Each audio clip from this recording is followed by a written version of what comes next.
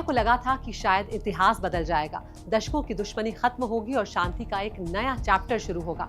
पाकिस्तान की राजधानी इस्लामाबाद में ईरान और अमेरिका के बीच चल रही हाई प्रोफाइल बातचीत पर पूरी दुनिया की नजरें टिकी थी, लेकिन खबर आई कि ये वार्ता बेनतीजा रही। अमेरिका ने आरोप लगाया कि ईरान शर्तें नहीं मान रहा, तो वहीं ईरान का कहना है कि अमेरिका वो सब कुछ बातचीत की मेज पर हासिल करना चाहता है जो वो युद्ध के मैदान में भी हासिल नहीं कर सका।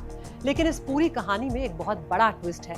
खबर यह है कि दोनों देश एक ऐतिहासिक समझौते के बिल्कुल करीब पहुंच गए थे और बात बस इंच भर की रह गई थी, लेकिन ऐन वक्त पर बाजी पलट गई। आखिर उस बंद कमरे में ऐसा क्या हुआ कि बना बनाया काम बिगड़ गया? इस बारे में ईरान के विदेश मंत्री सैयद अब्बास अरागची ने सोशल मीडिया पर जो खुलासा किया वो चौंकाने वाला है। उन्होंने बताया कि पिछले 47 सालों में पहली बार दोनों देशों के बीच इतने उच्च स्तर पर और इतनी गंभीर बातचीत हुई थी।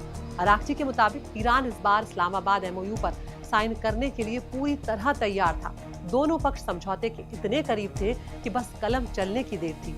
ईरान का दावा है कि उन्होंने युद्ध को खत्म करने और शांति बहाली के लिए पूरी ईमानदारी दिखाई,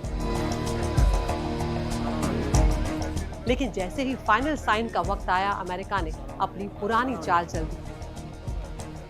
अरागची ने तंज कसते हुए कहा कि अमेरिका ने इतिहास से जीरो सबक लिया है। उनके मुताबिक अमेरिका ने अचानक अपनी मांगों की लिस्ट बढ़ा दी, शर्तें बदल दी और बने बनाए प्रोसेस में अड़ंगे डालने शुरू कर दिए।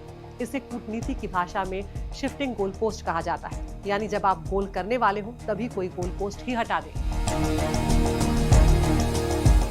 इस नाकामयाबी के बाद ईरान के राष्ट्रपति मसूद पेजेश्कियान भी सामने आए हैं। उन्होंने साफ शब्दों में कह दिया है कि ईरान झुकने वाला नहीं है। पेजेश्कियान ने कहा कि अगर अमेरिकी सरकार अपनी तानाशाही वाली मानसिकता छोड़ दे और ईरानी राष्ट्र के अधिकारों का सम्मान करे तो समझौता आज भी मुमकिन है। ईरान का मैसेज लाउड एंड क्लियर है, सद्भावना के बदले सद्भावना मिलेगी, लेकिन दुश्मनी के बदले दुश्मनी।